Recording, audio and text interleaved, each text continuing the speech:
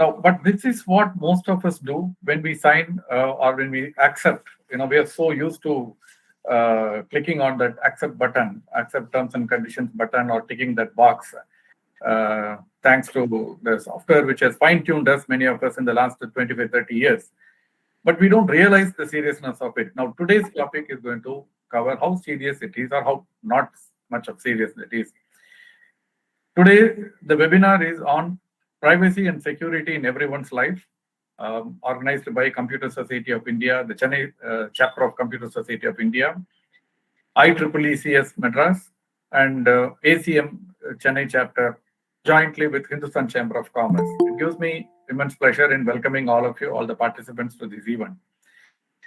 This webinar is going to address the understanding of privacy and security in everyone's day-to-day life activities, and it's going to cover everyone. How we should categorize your needs with the privacy aspects, and whether we do it or not, our digital footprint does it automatically. And we keep talking about artificial intelligence and machine learning and all those things. And the policy, when you look at the Meta or anywhere, it very clearly tells you that even if you don't have an account, with Instagram, they keep tracking you, and they will keep bouncing advertisements related to that. So it's very clear that we have been continuously followed, stalked, and how comfortable are we with it. So this is the topic, and I don't want to talk much about the topic for two reasons. One, I don't know much about the topic. I'm as eager as any one of you to listen to Mr. Sairam. And we plan to do many more such events, and you can track the Twitter handle and the social media handle of Hindustan Chamber of Commerce. We are on LinkedIn, Facebook, Insta, and Twitter. You can keep tracking us, and we have so many webinars coming in. Even on December 1st week, we have a program on ONDC, which Mr. Mohan might announce later. So many programs are there, and so I once again welcome all of you to this event. Thank you. Thank you, sir. I now invite Mr. H.R. Mohan, Chairman, Information Technology Committee of Hindustan Chamber of Commerce, to introduce today's speaker. Greetings and good evening to one and all. Once again, let me extend my warm welcome to everyone to this evening webinar. Today being the International Security Day, I am sure that this security and privacy awareness program will benefit everyone. Mr. Sairam is known to me for the last few years through his informative articles on security-related areas in LinkedIn. Our networking and interactions have resulted in this awareness session for our society members. Mr. Sairam is a certified cybersecurity expert, currently working as a security researcher with TSARO Labs, and a multinational company based in Michigan, USA. He holds dual masters in information assurance and internet architecture from United States and several security-related certifications. In fact, the list goes on, too long a list to read today. Mr. Sairam was trained by Federal Emergency Management Agency, a division under the Department of Homeland Security, where everyone is afraid. Everyone entering the US is afraid of this FEMA. This is United States of America in cyber incident analysis and response, cyber ethics, information security, surveillance awareness, industrial control systems, operational security, shopping center, and expert in counterintelligence. These are the areas he has been trained. With a well-diverse portfolio under the information security domain, Mr. Sairam collaborates with the professional and industry organizations like Computer Society of India, IEEE, FICCI, Internet Society, and contributes to the global technological developments. He also works with the NGO named End Now Foundation to promote digital literacy and digital well-being, and has been a part of many events for the widespread. Mr. Sairam trains professionals from police departments, multiple agencies, and industry experts from cybersecurity point of view. With this brief introduction, let me now request Mr. Sairam to take over and enlighten us on security and privacy issues in our day-to-day life. Over to Ms. Chitra and Sir. Good evening, everyone. Thanks, Mohan Garu, for introducing me. Without further delay, I would like to get into our today's topic. Let's just share the screen.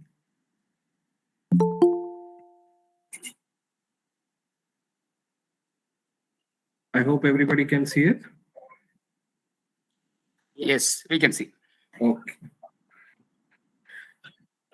So, as you have known a little bit about me, so I'm currently working as security researcher.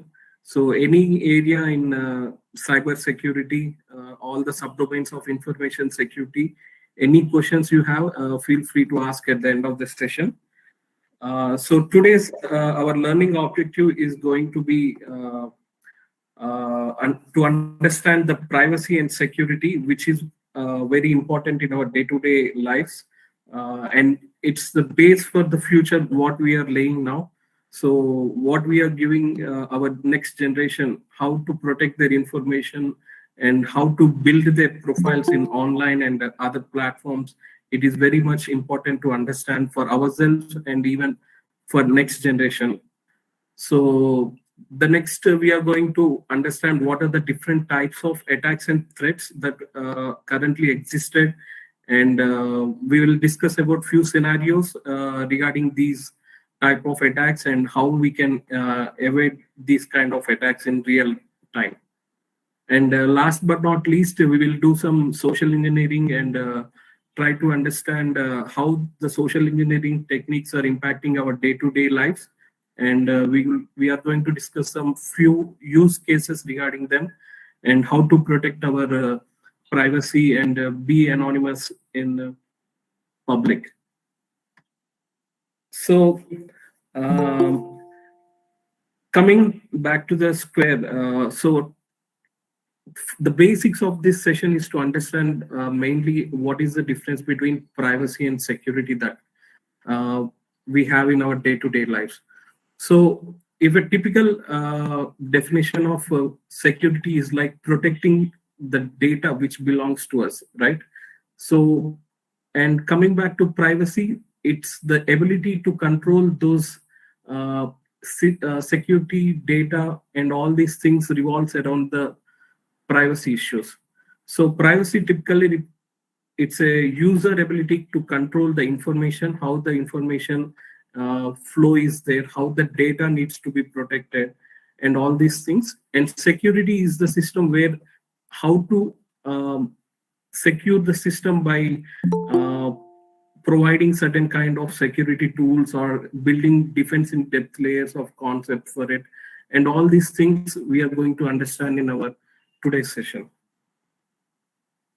So in basic, when it comes to privacy and security, today we have to understand how a cyber attack really works. So what is the main reason behind any kind of cyber attack? So cyber attack is not only a new term, it is there since when systems start existing.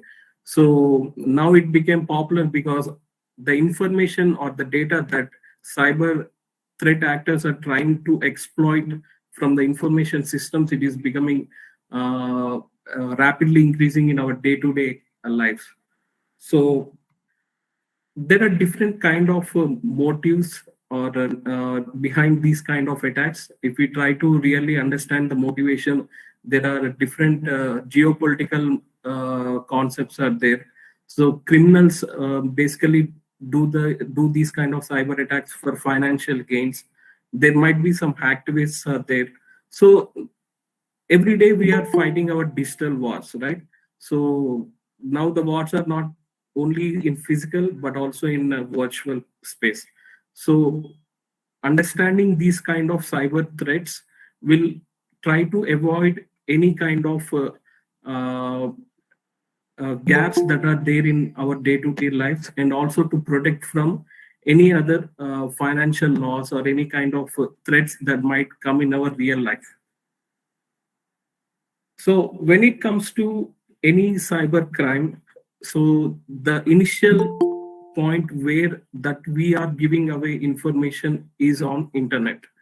Basically, whatever the site we visit, or else whatever the information that we provide in different kind of online web forms or any other media or portal that we share our information, this is the main reason that everybody sees like this is the type of information that we are sharing, and we are going to be the victim for that kind of activities.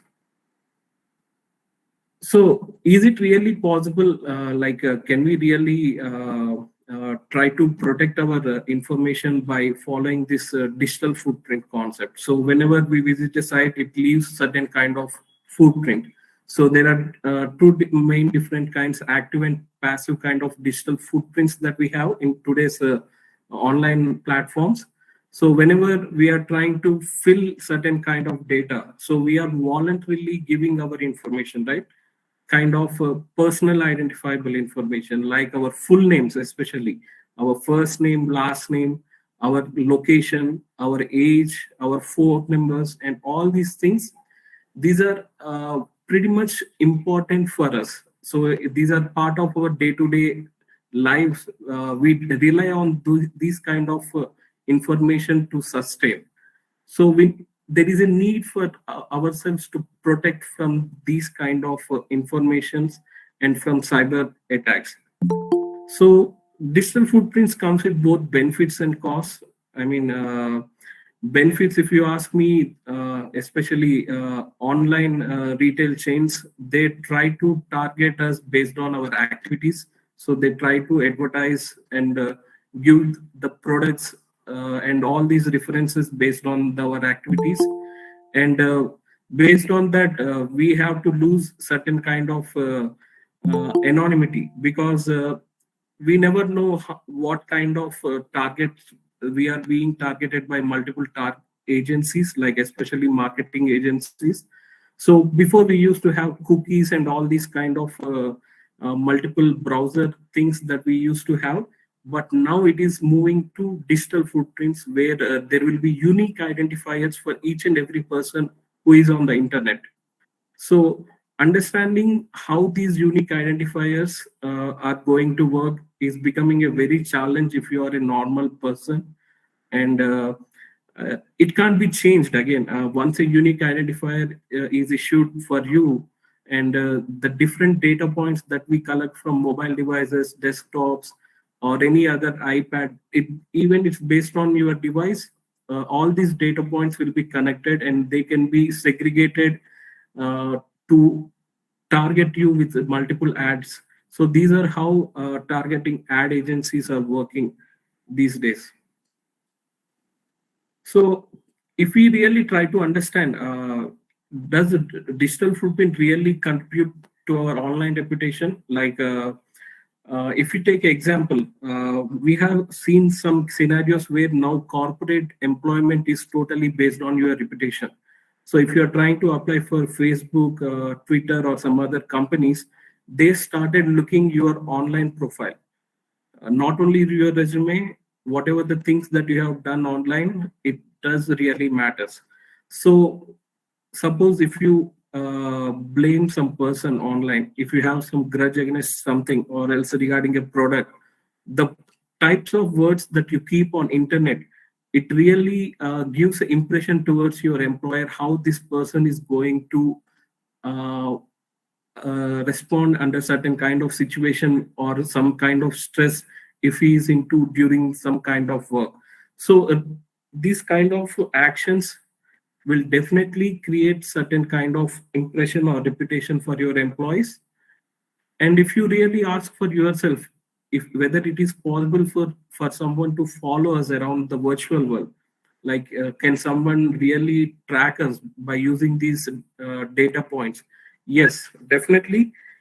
By having all these unique identifiers and all these data points that we are giving on leaving on internet will definitely can be traced back.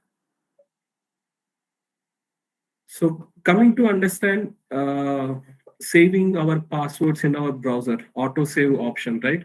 So most of us really use this kind of option in our browsers in day-to-day life. So have you given a thought like whether should we really do it? So why we do it in the first place? Like for the convenience of seamless access, right? And sometimes we have the fear of forgetting. Sometimes old people cannot remember each and every password for the accounts they have. And sometimes we use this kind of features for laziness, right? We don't want to type password every time when we use certain kind of services. So should we really do it? I don't think so, right? So definitely, if there is any kind of man in the middle attack or your browser compromisation is there, so in that scenario, you will definitely lose your credentials. So definitely one of the good things that you can avoid is stop using the autosave password on your desktop or any other devices. So coming to our next concept, e-skimming. So I want this session to be very interactive. So if somebody wants to give response, please go ahead. So I just want to ask how many of you shop online like Amazon, Flipkart? Yes, please go ahead. So all of us, right? Sometimes we do shop online. So what happens when we shop online? We get product to our home. So have you observed the product which is uh, carefully packaged and that you received? If you see the top layer of that any product, there will be certain kind of information, right? You will see your full name. If you have given the account your full name, you will see your address, right? So, and you will see sometimes in previous days, Amazon used to even print the phone numbers. Still, some shipping agencies print phone numbers on top of the parcel. So, do you think is that necessary for certain organization like big giants still losing your information in the middle of the air and keeping your privacy um, in other hands? I don't think so. Because what happens, so if somebody gets hold of that data, whatever information that is on certain kind of these parcels or any other products that we receive at home, right? So we are losing our privacy. First of all, somebody knows so where we are living and exactly what is the address, what is the location, and what are the timings. So this will become eventually a privacy issue, and sometimes it will also lead to physical incidents. We have recently seen a case that happened in Hyderabad. So in apartments, so now everybody lives in gated communities and very big apartments are there, right? So there is a mother and a child. So child in the sense of a female girl, she used to pick up the parcels whatever they get every time at the home. So she used to come downstairs and pick up the parcel.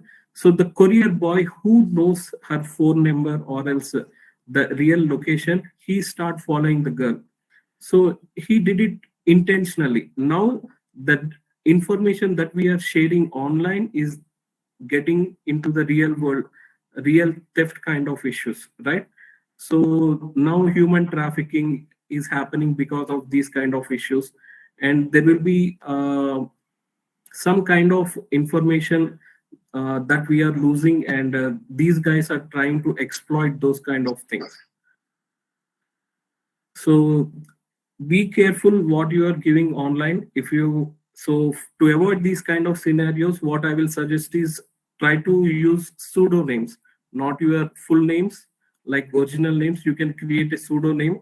Still, by giving your pseudonyms, if you have multiple email accounts, you can just keep one single email account for all the online purchases. You can use that email accounts, and for the address, right, you can just create a post box in front of your home, or else you can create a drop box kind of thing in front of your home, or else even at the gate, if somebody comes, they will just leave the product inside it.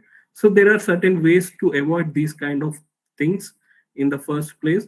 So always there is solution for any kind of security incident that we come across in our day-to-day life. So you have to be just vigilant and try to observe how the things are working, and you can avoid these kind of things. And especially online services or even in shopping malls, if you are not paying for the product, you are the product. You need to understand the concept behind how all these online giants are working. So simply, we have done a recent case study in Chennai shopping malls. So I think everybody family, they try to go for purchases sari or dresses at the time of festival seasons, right? So if you once at the time of checkout, right, what they will ask our phone numbers, so mobile number, or else at least they will ask for email, or else they will ask for the full names. So what happens once we start giving our information at that time? So they will tell, if you give your mobile number, we'll give 20% of discount on your next purchase, or else you will receive certain kind of coupon code that you can use it right now, or else even for next purchases. So after your purchase done, before you enter into your car, you will get a message like, you have shopped so and so certain store, and you receive so and so certain points. At the same time, you receive certain coupons or discount for your next purchase. So this is how, where all the information sharing is getting into the wrong hands. Once if we start doing it, what happens? We never made an agreement with this shopping mall or any other product retailer, so and so mentioning that how you are going to share my information with third party agencies. So it will be very alarmed to know that all these big shopping giants, they share all this personal information and sell it to the third parties and also they make big bucks based on it. So the main reason behind giving all these things are luring the people to make them to do and understand what they are doing without having that consciousness. So whenever these kind of things are happening in our day-to-day life, it is necessary for us to really understand in a day-to-day scenario what kind of information that we are sharing. So as we see, personal identifiable information will be of different kinds. So whether it might be your social security numbers, Aadhaar cards, credit card numbers, passport numbers, even your location, all these things comes under PII, right? Personal identifiable information. Even if I have just one piece of information among all these, I can connect the dots and understand how to build a person's profile based on it. So once the person's profile is built, the threat actors can really enter into their life and manipulate things very fast. So think twice before what you are sharing, especially online. So whenever you are filling forms and sharing information to obtain certain information, all these things will have certain complications. You need to understand all these things. And moving to next important concept, location. So I hope everybody, we are stick with our mobile phones these days, especially maybe Android. Excuse me, Yes. I have a question here. Sure. The e-skimming you told us, is it really also interrelated with, pardon me, I am Joydeep Ghosh from Joydeep Consultancy Services. I'm the director and president. I am also affiliated with Computer Society of India, Kolkata chapter. Okay. I am the joint editor and managing committee member, also convener for the upcoming Computer Day 2022. And my question is that e-skimming, is it also related to e-commerce you have shown us, and also related to ATM e-skimming, bank ATMs? Yeah. So to address your question regarding the e-skimming, right? Shall I answer that question at the end? Is it okay? Okay, sir. Okay, sir. Sure. Thank you. I will answer your question at the end. So how many of you are familiar with location on your devices? What kind of location information that you are sharing with the applications that are those on your device? So especially nowadays, whenever we install a new application, right?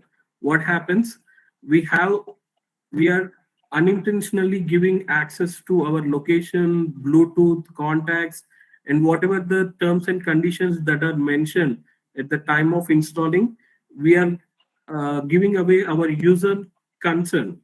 So user is not reading about all the consent that the applications are providing at the time of installation. And without doing that, we just simply click OK and install those application and we use it, right? So as a typical user, you need to understand what is really happening on our devices. So whenever you share a location, right, each and every person, whenever he is walking, whenever he is roaming from one place to another place, or else if he is at certain locations, like especially shopping malls, once you start visiting your browser, you will see ads based on the location. And all these things will be targeted and used by ad agencies. So nowadays, Bluetooth beacons are becoming pretty much viable for these marketing agencies to understand. So if somebody enters into a shopping mall or else any other specific location in a mall, they try to target the user with all the ads and certain discounts that are present in the specific store, etc. So these kind of things are really making users to be focused or targeted on specific products. So by understanding your purchasing behaviors, these items will try to recognize the user ability of purchase and your financial status as well. So whenever you are sharing location, please make sure whom you are sharing with. Typically, in our day-to-day life, we don't need to share our location in the midnight of the day. So just if you don't want to share, just turn off your location features on your mobile. And whenever you use certain, suppose if you are traveling into a new location or something you don't know of, at that time you can use the location services and access your maps as well. So the geographically tagged features for your mobiles are making implications very bad. Suppose if you want to take a case scenario where we take pictures, right? So most of the pictures will have geographical data embedded in it. So once the picture is posted online, by using the open source tools, we can identify the source of the image, like on which device it has been taken and what is the exact location, like geographical locations like latitude and longitude. All that information will be available on that image. So try not to share your location without knowing it. So this is one use case that you can prevent your privacy up to certain extent. And most of us today, we use laptops and desktops, right? So every time when we do certain things, even if we open an email, if you visit a certain website, so the big daddy is going to watch. Who is the big daddy? Especially your ISP, right? Internet service provider. He will have access to all the traffic that you make from your device to the internet. So if you really think that you will be anonymous of doing whatever you wish to do, certainly not. So you need to be aware what these kind of information that we are sharing on our desktop and laptops. So for them, we have certain kind of features like ad blockers and certain privacy badger extensions that are existed these days. So I prefer to ask you to install ad blockers, DuckDuckGo, Privacy Badger, and HTTPS everywhere extensions on your devices to avoid certain kind of privacy issues, especially using the incognito mode, right? So at least few of us know about the incognito mode. So whenever we use incognito mode, that means whatever the website that we visit, the browser wouldn't save it. but still the ISP can keep a track of it. So, but make sure whatever the things you do on incognito mode, that really doesn't mean that you are in private. Even it was found that Google keep a track of data in incognito mode as well. So you need to understand the applications, how they work, and what kind of implications that we might have by using these things. And if you see, messaging platforms are one of the very big privacy issues these days. So if you see, there are multiple platforms: Telegram, Signal, WhatsApp. So all these things come with certain kind of pros and cons. So it is up to us which one you believe. Definitely, every company will make you understand that they will be secure, they will be encrypted on end-to-end communications. But end of the day, what will happen? Who holds the keys? So if you take US, right, US will have certain kind of laws and regulation where if they go and ask any company, if they ask for the encryption and decryption keys, they must comply with the government. So even these platforms will share information with government, but they don't publicly expose these kind of scenarios. But you need to understand, nothing is private in today's environment. So if you want to avoid certain kind of things in your browser, you can start using VPN service, virtual private network, where most of the communication will be encrypted from point to point. So there are certain VPN services are existed. If you see in the list, CyberGhost, NordVPN, IPVanish, there are so many existed in the market, but I recommend you to use the purchase version. So there are two types of versions, like especially the free one and the paid one. So once you use the free VPN, what happens? Even the VPN vendor will keep a track of your data. Even though still the point-to-point encryption happens, they can still decrypt the data because they hold the decryption keys, and they can analyze the user behavior across that platform. But if you use the paid version, it will extend your privacy up to certain extent. They will use the terms and conditions and policies based on it. So I recommend you to use the paid versions as well. So coming to privacy, right? So this is another scenario where we don't want somebody to take a sneak peek into our device. So generally sometimes we use public transport, or else even in your car, or else even at your home. If you don't want somebody to take a sneak peek into your device, try to start using the privacy screens. So this privacy screen will help you to keep a device from point-to-point contact, where the next person sitting next to you can't really understand what is going on your device. Suppose, take an example, if you are traveling in a bus, right? If someone who is standing or sitting next to you, they might really take a sneak peek. So once you start using these kind of privacy schemes, you will avoid that kind of scenario. So this screen works only up to certain area of degrees of viewing. So these will be same as the tamper glass that we are installing in our day-to-day lives. So just make sure these small kind of things that we start using, this will avoid your the personal information being observed by some other people which are unknown to you. So this will increase your privacy and anonymity as well. So coming to the online thing, we have different kind of attacks that are existing in today's environment, like social media attacks, application attack, network attacks. So there are so many attacks that have been identified in our day-to-day activities. But here today we are going to discuss few of the social engineering attacks. But before getting into it, like, we need to understand how we are addicted to electronic devices these days, right? Especially the smartphone addiction.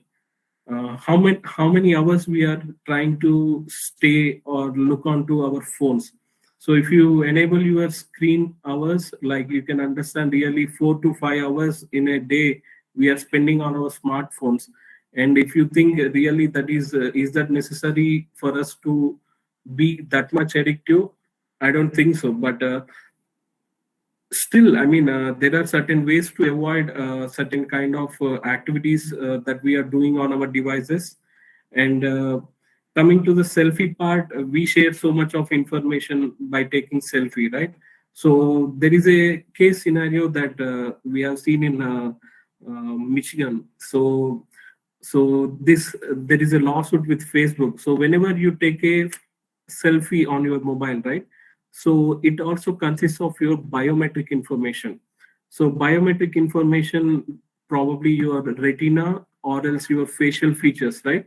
So Facebook start recording all this biometric information, your retina and all these things without knowing it to the public. So somebody finds out that this is happening, and this became a privacy evasion for the people, and they made a lawsuit, and Facebook almost paid $400 million for it. So at least you need to understand how these big giants are working to exploit us in the future. So when we ask these type of questions with the big companies, they will say that this is to customize your user experience and all these things, but there is no specific reason behind how they are doing and why they are doing it. So if you think that Facebook it's a must for you, then be on those kind of platforms. But if you don't think, try to avoid these kind of social media applications, especially now YouTube short videos. Whenever somebody is going on a trip, they keep recording their vlogs and everything. So this will eventually create certain kind of privacy. So we have seen some cases where somebody posting images online that mentioning we are going on a trip, right? If somebody knows where exactly they're living, the thieves are entering into the house and stealing the products and blah, blah, blah. At the same thing, nowadays, everybody is doing home tours, especially home tour will reveal so much of information inside your house. So where exactly the entrance, how many windows are there, how many doors are there, where exactly how the lock system is working, how much kind of products are at the home, all these kind of things that we are revealing without our intention. So all these online platforms are really making us to share information without knowing by us. And last but not least, the digital well-being part. So how you are spending your time, valuable time on internet or else on the devices that we use on our day-to-day lives. Okay. So is it really necessary? Again, these are the basic things you need to comply. Like if they're necessary for you to be on the platform, then be it. Or else if you want to avoid such kind of platforms, just stop using those kind of applications. And again, all these privacy issues and security issues, especially, they will become a cyberbullying issue for most of us.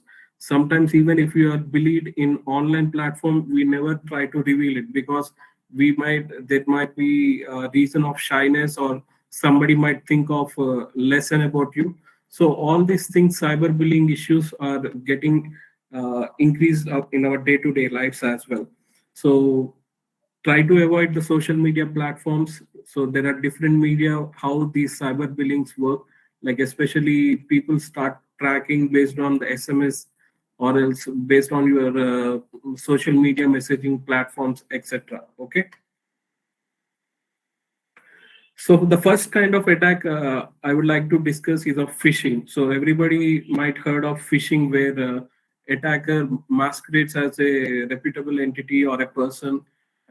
By using the email as a source, he will try to communicate and grab the information or any kind of information, whether it might be regarding your login credentials or else it might be any kind of that might be interest of his activities.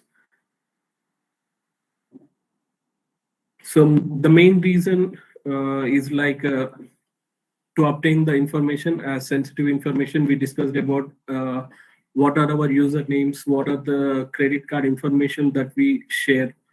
All these things will happen in this type of attack. So typically the threat actor will behave as our friend or a colleague, where they try to grab as much as information through our platform. So smishing is one of the things where they try to take over the information based on the SMS messages, like short texting messages. So whenever we start giving our mobile numbers in other areas, like especially online forms and in real life, like shopping malls, even medical stores, especially. Now you will start receiving spam messages regarding all these things. Once they sell the data with third-party agencies, ad agencies, they will send multiple kind of links and different types of advertisements. So previously, there is a chance of understanding the URLs that we receive, but nowadays, because of short URL kind of messages or the links that we are getting, it will be very hard. But there are certain tools available online.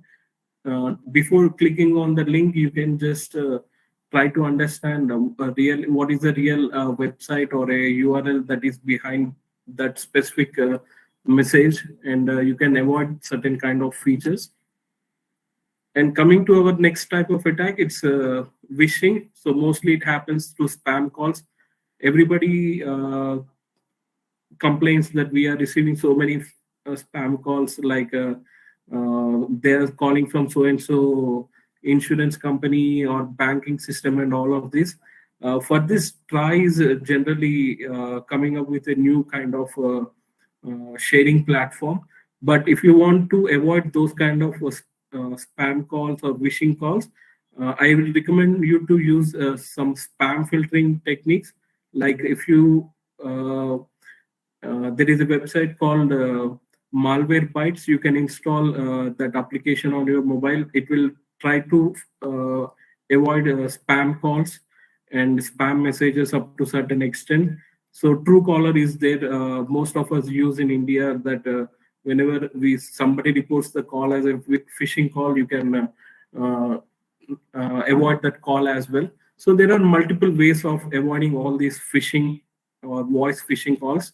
So most probably the reason behind this is of social engineering techniques, where the victim will be diverted into certain kind of sharing personal information. So there is always a weak link between the person whom we are talking and with us is of trust. So it is a human entity or a human natural behavior of trusting other person easily. So that kind of a different system is that system needs to be changed in today's environment. We can't just blindly trust the person. We need to verify before trusting anything. So spam is typically sending bulk emails or bulk calls over certain kind of large area of network of people. We can avoid by just simply understand what is the exact source of the information that we are seeing, especially on the mobile phones or even in the emails. You can identify the domain names or subdomains, and not by just clicking on the links. You can avoid these kind of spam attacks up to certain extent. So as I discussed, we see so many messages, right? You will get a RayBan glass for only few amounts. Even if it costs like 10,000 rupees, it will come like it is available for 2,000 rupees. There is a sale going, and all these things. They will, once you click on the link, it will try to redirect to another website where it exactly looks like the same website, but there will be attacker behind those kind of URLs.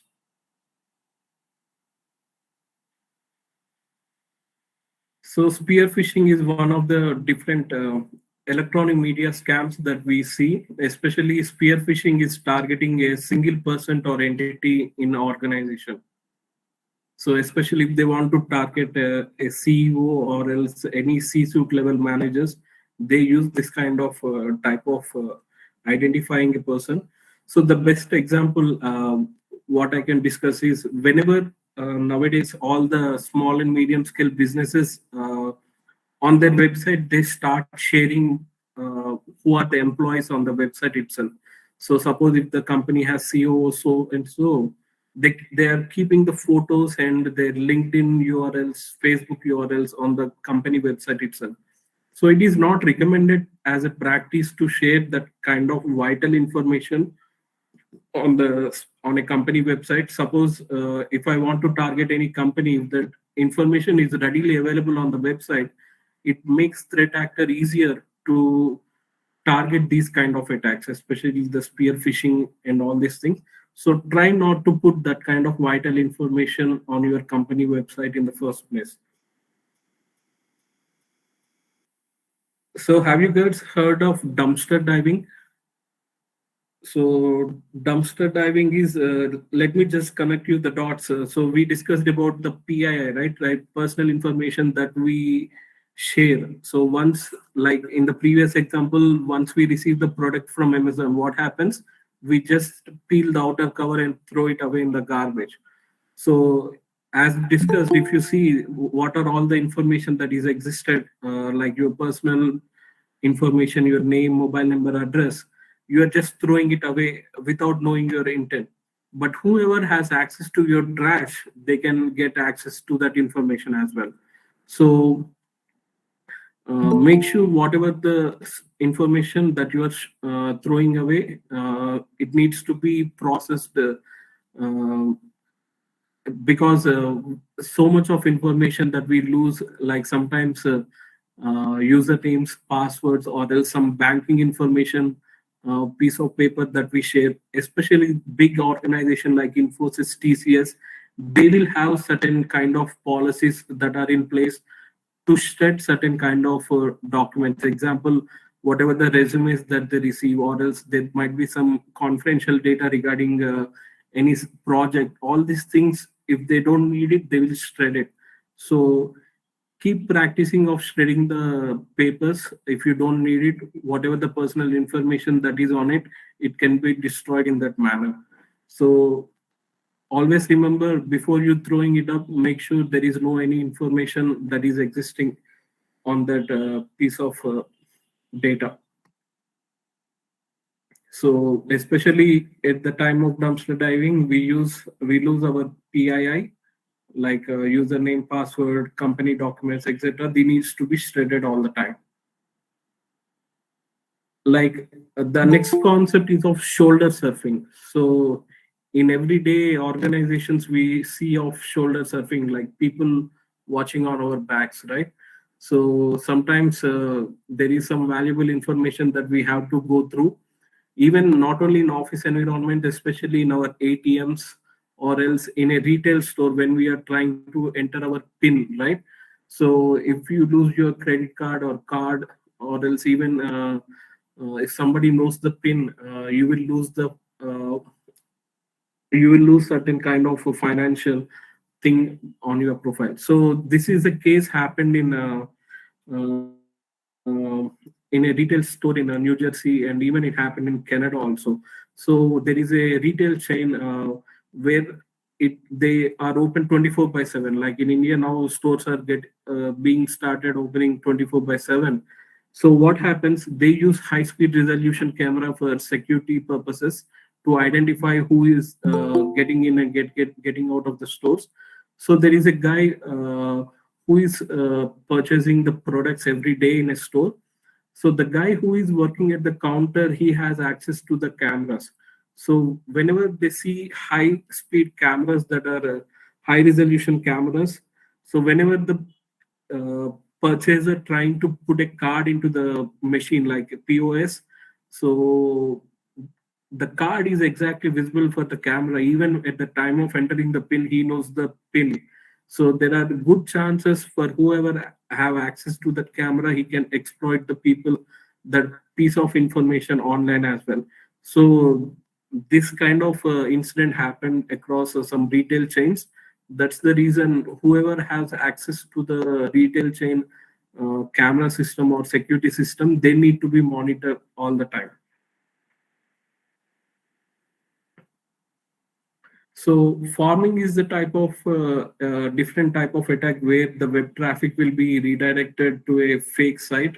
So whenever you click on something, you will be redirected to some other website. So most of the time, the threat actor will be manipulating that kind of process that happens in the backend. So whatever the web traffic that we have, so they will redirect us to a malicious website where there might be certain kind of malware is ready to deploy on our browser, or else certain kind of script kiddies or bugs that are available on that site. Once it get loaded on our browser, if you don't have certain kind of antivirus or anti-phishing tools, you will be fallen as a victim. So farming is also the same thing. So DNS cache poisoning will happen most of these scenarios. I think there are some Q&As we will try to address at the end.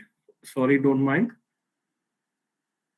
So as we are discussing farming, farming is also a URL resolving issue that happens most of the time when a DNS cache is poisoned. So these types of different kind of attacks that a typical user needs to understand. So tailgating is another concept. Whenever you try to enter into specific areas of a building, there is somebody, good chance somebody might follow it. Especially in IT organizations, we might be having infrastructure like networks, firewall routers, and all these things. If somebody is piggybacking you into those rooms, try not to do that, because there are different social engineering techniques. So somebody might be holding some kind of books or coffee while you are entering into the organization. They might ask you to hold the door for you. So just don't blindly do it. Ask them to scan their ID as well. So without any proper authorization or authentication, they are not supposed to enter into the building. So these kind of attacks happens mostly in IT environments. So just keep an eye for this kind of tailgating concept. So eliciting of information, right? So eliciting means bringing out information from yourself without making any kind of conclusion. So I will give a real-time scenario. So if you are traveling in a train or else or an airplane, so the person sitting next to you, if you don't know him, if it is of long journey, we will start building communication, right?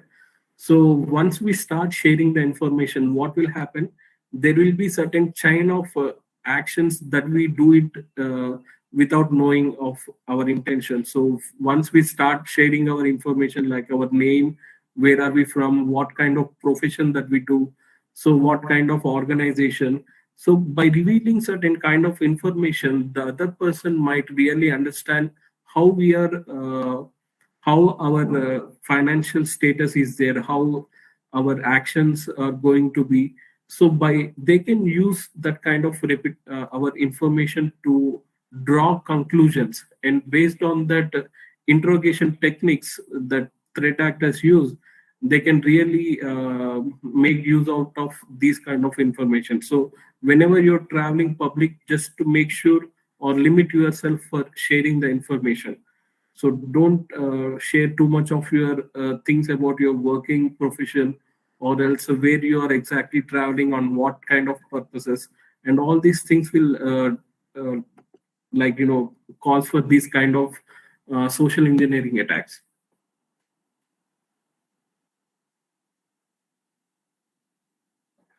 So whaling is like attacking high-profile employees in your organizations. So this will happen mostly to financial officers, or else chief information officers in organization, because they hold so much of information in any organization. They will try to understand or grab the information very easily from these people. So if you're holding any senior level positions in your organization, just make sure what kind of threats are there, what kind of information that you are sharing. So whatever the emails that you are sending, they need to be properly vetted before you send the information. So identity fraud is one of the big social engineering attack thing that is happening in our day-to-day lives. So identity involves mostly our PII. So this has been for a long time. Especially we have seen cases on Facebook and other social media platforms. Nowadays it is happening on LinkedIn also. Somebody can easily download your picture and create a fake profile, right? Like copycatting. So once they copycat your profile, they start building and they start sending friend requests for your friends, and all these things will make yourself uncomfortable. They try to exploit your friends for financial gains and other needs. So those needs need to be prevented by using certain kind of security settings that are already existed on those kind of platforms. So invoice scams are the few things that we need to keep an eye. So especially whenever you receive an invoice, especially on the company side, if you are receiving some invoices, just make sure before paying whether you are paying it in the right account, or else what is the source of the invoice that you really receive. So you need to keep an eye on the invoice that you are receiving. And credential harvesting is another type of thing most of the cyber crooks will keep an eye on. Like there will be, like in any organization, the virtual presence is there for most of the employees. So whenever some kind of credentials that are being shared in other platforms, they need to be protected. So recently we have seen the hack happen to the Uber. So Uber, the employee sharing the critical login credentials for a S3 bucket server, they shared so much of information, almost a million users' data has been compromised, like the personal identifiable information. So whenever this credential harvesting happens, just to make sure whatever the phishing or smishing attacks that are happening, whatever the links that you are clicking, and all these things. So most of the time attackers try to do the reconnaissance, right? So before any kind of attack happens, they try to understand who is our target and what kind of things that we can obtain from those specific targets. And so there are different types of reconnaissances, like address reconnaissance, like phone number reconnaissance. These like different types are there. You can try to explore more. Internet is the best source, I think. So hoaxes nowadays, hoax is becoming a major part of cyber crimes, especially when in the security aspects. If you take the recent scenarios of COVID situation, like what happens in a typical COVID situation. In the starting days, there is a message spreading viral that once you receive COVID, there is no other way, you are going to die. Definitely, right? So these kind of fake messages, they are being spread on different medias. So these will create certain kind of panic, right, among other people. So, and at the same time, what some other cyber crooks, what they made people to sell their assets. Like since the COVID came, now government is going to fall. You have to sell your assets. You have to sell whatever the things, and you have to save money. So these kind of falsifying messages that are being spread on these social media accounts, so they will create a panic and hoax between the users. So my best suggestion is, once you see certain kind of messages which are making you panic, just try to identify the source, try to understand the credibility of the information. Until and unless you see it from a legitimate source, don't believe the information. try to validate by using different kind of other sources as well. So impersonation is happening a lot, as we discussed. It is happening not only in physical life, but also in online life, like social engineering techniques that are happening. So friends requesting money on Facebook, like mentioning I'm in a typical need of money because my father is in hospital, or certain kind of, by creating fake profiles, they are sending messages. So don't be victim.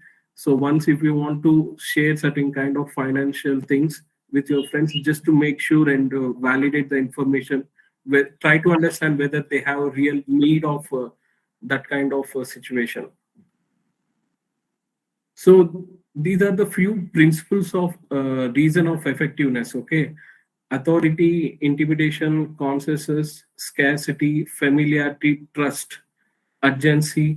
So these are the things where people will be reacted without any hesitation. So if somebody tries to create an authority kind of thing, you will definitely try to break and lose the information whatever you have. So especially the scarcity, trust issues, and urgency kind of things will create make you panic and try to react immediately. So whenever you see these kind of things, don't panic and try to analyze the situation, be vigilant, and you can protect yourself from these kind of things. So most of the times, these principles will be on our social proof, like kind of consensus, like understanding the principles will really help you out, like whether there is a specific trust that is building for you and between the threat actor or else a real-time person, you need to decide and understand. So by all these things, we need to, after analyzing all these things, there is necessary for us to help our kids and next generation to understand the same. So it is not going to be one-time setting up of a security system for our devices. It's going to be done on day-to-day basis, and our children are going to be part of it. So we need to start educating our children. So nowadays, school systems are being victim, especially the engineering colleges and universities are being victim. Like yesterday, we saw the AIMS scenario. So medical colleges are being targeted for so many user data information. So we need to make them understand the importance of the information that they hold. So we need to share how the kids to behave online and what kind of things that they are doing on internet. Especially you need to, if you are a technical person, you can sit on your browser or else sit on your router and understand what kind of websites that they are visiting, or else you can limit those websites. But if you are a normal person, there are some third-party applications you can install on their mobile devices to understand better. So what my kid is exactly doing on internet.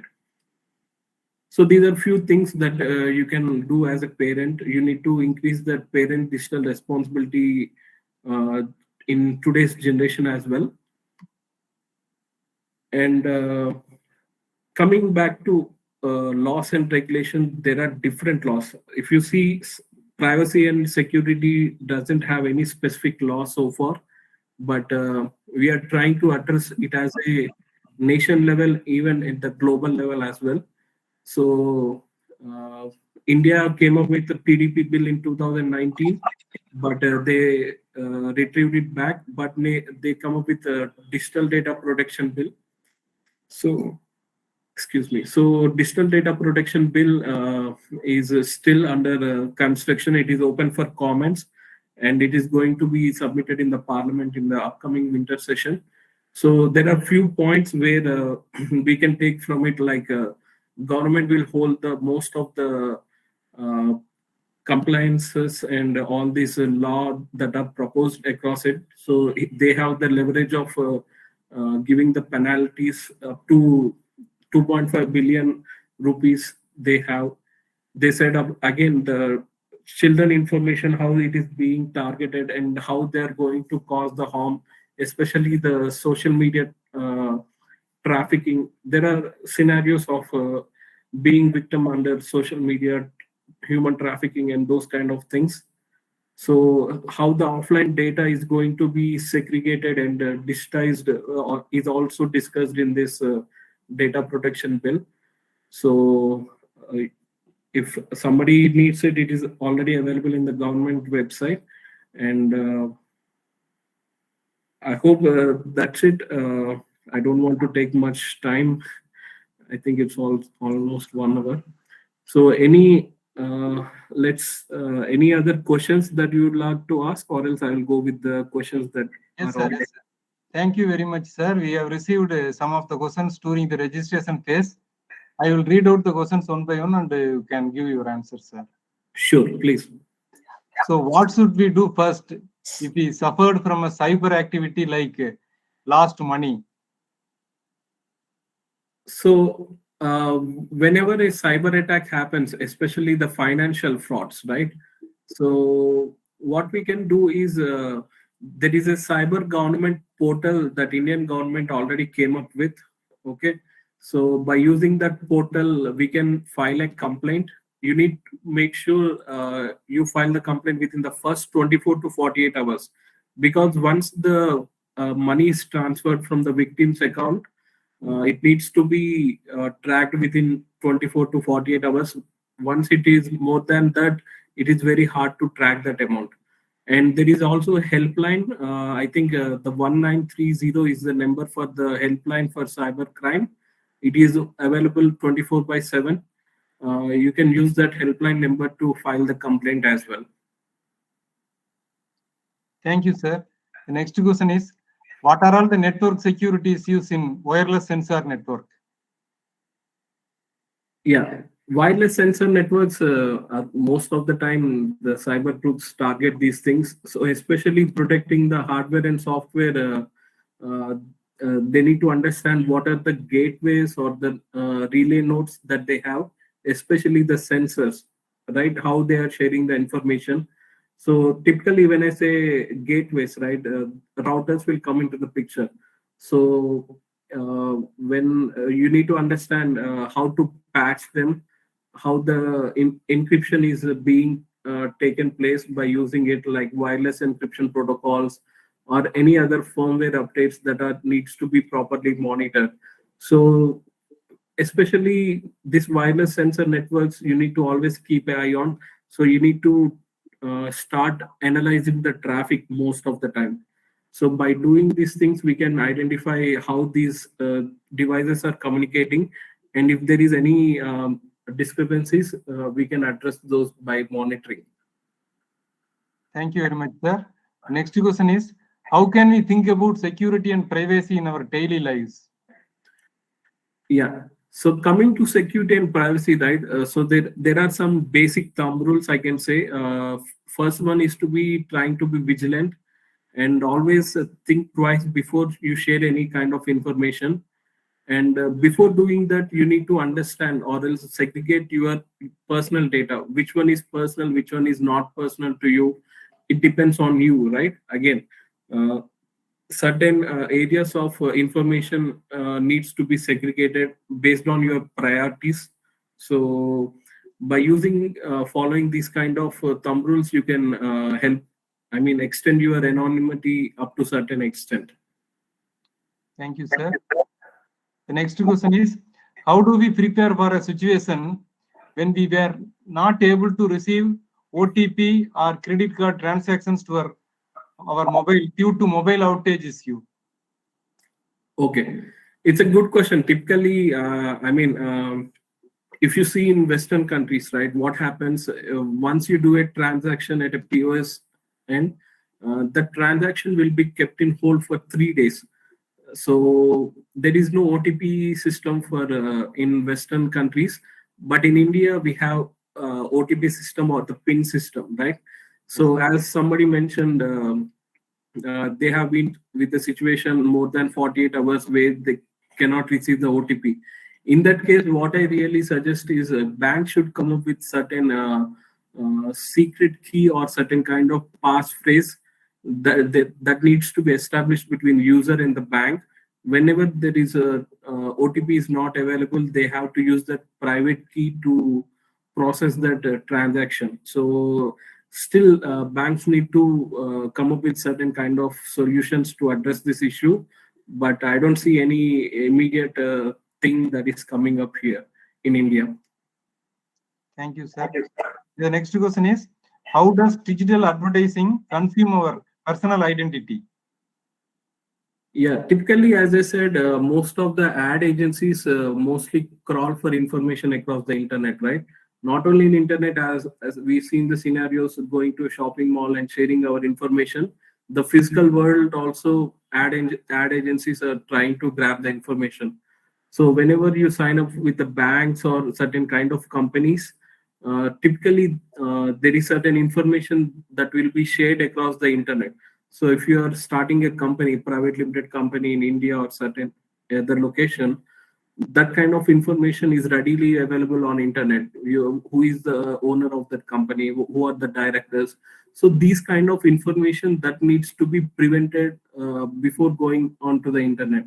So again, digital advertising, they also try to understand our human behavior nature based on the social media platforms. So whenever we are visiting social media platforms or watching YouTube, so if YouTube keeps a track of data, how much time we are viewing certain video, and what kind of user information or behavior information, based on that the ad agencies are trying to target based on understanding our behavior nature. So this is how PII can be exploited by all these advertising companies. Thank you, sir. One last question. As someone who is currently studying computer science and engineering, for us to have a total grip on the industry requirements and also for my personal security empire, which course do you recommend us and where we can access them on the current day platforms? Yeah, for this question, so there are multiple ways, but if you ask me personally, there are so many certifying agencies, but I focus on this agency called CompTIA, which offers vendor neutral certifications. Like you can try to gain your knowledge from admin, network, and security levels. And CH is also a very good certification that is existed with organization that I don't exactly remember the name, but the certified ethical hacker is also one point of entry to get into ethical hacking or threat hunting or vulnerability assessment. But again, at the end of the day, now for younger generations, what I will suggest is try to go with the tools that are existed in the market, like Fortnite, Sophos, Splunk, QRadar, Burpsuit, and also the open source tools like Wireshark, Nmap. All these things will keep you on toes to understand how these network things works and how to troubleshoot these kind of issues. So for a CSC student, it is better to start working on the tools and also on the certifications apart from your degrees that you get in college. Thank you very much, sir. These are all some of the questions we have received from our participant. Now I invite Computer Society of India, Chennai chapter. Yes, just a minute. There are few people who have raised a hand. Yes, okay, sir. In the chat box, there are some questions. Yeah, some questions from the chat box also. One is related to the password manager. How safe are they, no? Yeah. So coming back to the password managers, any password manager that it is existing in today's environment, they are 3DS kind of password manager, like they are 3 times encrypted. But even we have seen a recent scenario of LastPass being hacked. So even those kind of password managers can be hacked as well. But even in that hack, what happened, they couldn't identify the real password, because whatever the information that they obtained is based on the encrypted data.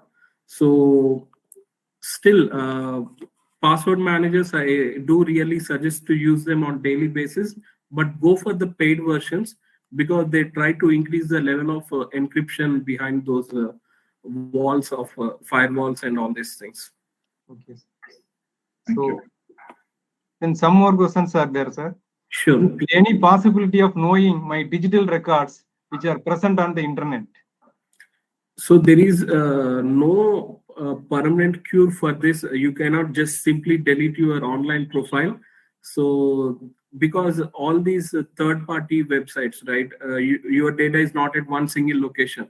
So there are multiple companies holding multiple sources of information regarding you. So you can request them to take out those specific URLs. Google has that option of removing that URL links in that platform.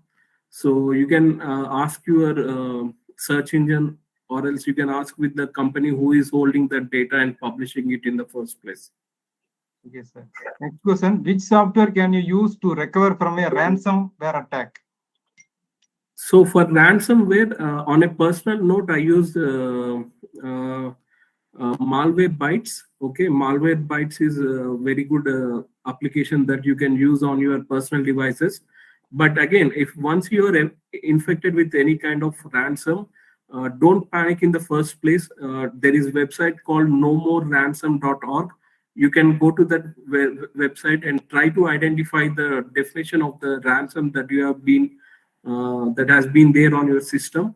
And if there is any decryption tool that is available, you can use that decryption tool to decrypt the device and get back your data.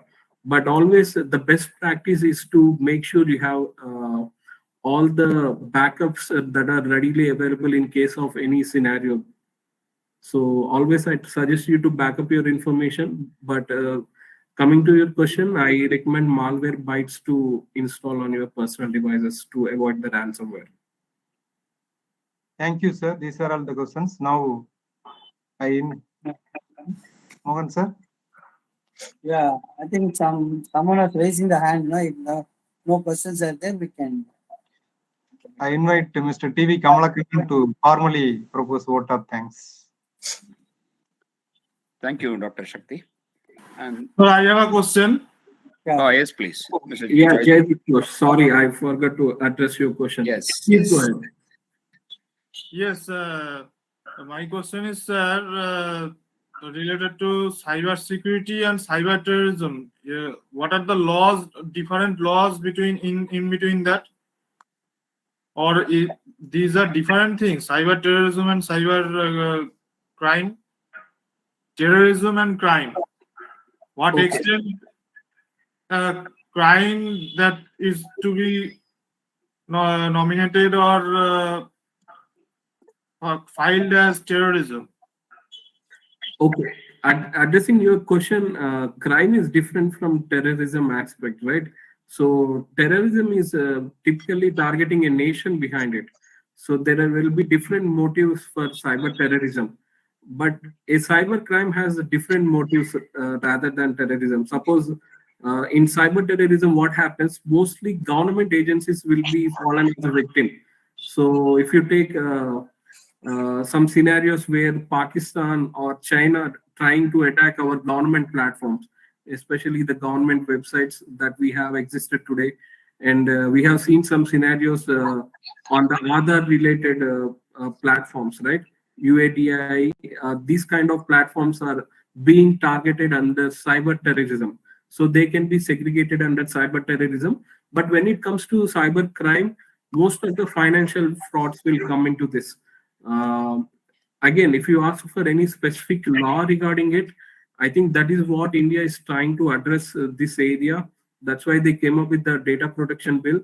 But again, there are a few more laws that needs to come in real time to address so many areas. Still, there are some certain guidelines that are missing to identify certain areas of privacy and security. Okay, thank you so much. Thank you, Jaydev. Any other questions? I don't think you. Okay, you can take over. Yeah. Thank you, Mr. Sairam. It was a wonderful presentation, and you took time, early time of your schedule. I think it's 7. You started at 7:30 in the morning, I think, right? In Michigan. So thank you so much, waking up so early to present your thoughts to us. So it was delightfully exhaustive. I mean, actually, at the end of your presentation, I'm scared. I mean, it looks like everybody, everybody is trying to get the data from us. I mean, even talking to the person next to you, I mean, unknowingly, unwittingly, right? You may actually give away some information. And there are a lot of stories. I mean, there are a lot of memes also I've seen. They just ask you by interview, right? Or where did you study? What is your pet? And all that.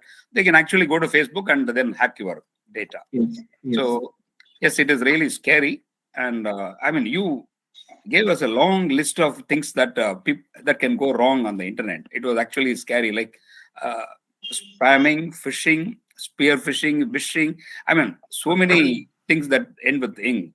Dumpster diving, shoulder surfing, forming. I mean, some of these I had not heard of before. But, today we were enlightened, that there are possible such attacks. So we need to be extremely vigilant on that. Thank you for really giving a complete, comprehensive information on this possible attacks. And you also, walked us through the principles or the motivation behind these attacks. So we need to be conscious of how they identify the weak points in our entity and then attack that weak point. And then later on, of course, you brought us to the current world where India is also now presenting DPDP, Digital Personal Data Protection Act to the Parliament. And you talked about parents' digital responsibility. It's not the kids alone. What duty do we have? So overall, I think it was a very, very comprehensive presentation, Mr. Sairam. Thank you so much for taking time off your schedule. And I would like to thank all the members from Hindustan Chamber of Commerce, IEEE CS, Computer Science, and ACM, and Computer Society of India, Chennai chapter, for joining us today. And a lot of other hosts and guests, they were eminent guests who have joined us today. So thank you all for joining us today evening. Okay, thank you very much. Thank you so much, sir, for giving this wonderful opportunity. At least few points will be taken from my session. At least you start practicing it. Yes. Try to avoid all these privacy issues in our day-to-day life. Yes. Thank you so much, Mr. Sairam. Thank you, Sairam, for your time. Thank you, sir. Thank you. Bye. Thank you so much. Good night. Thank you, Good night, Mr. everyone. Adam. Thank you, sir.